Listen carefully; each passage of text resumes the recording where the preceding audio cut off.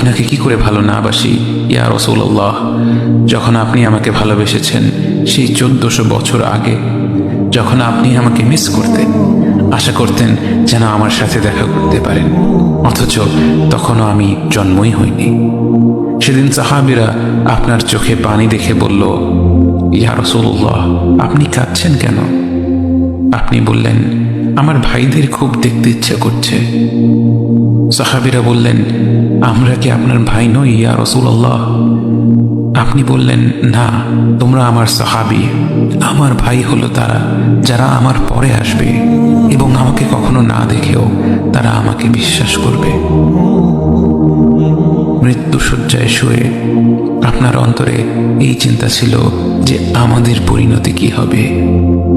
উম্মতি উম্মতি বলতে বলতে আপনি আপনার রবের নিকট ফিরে গিয়েছেন।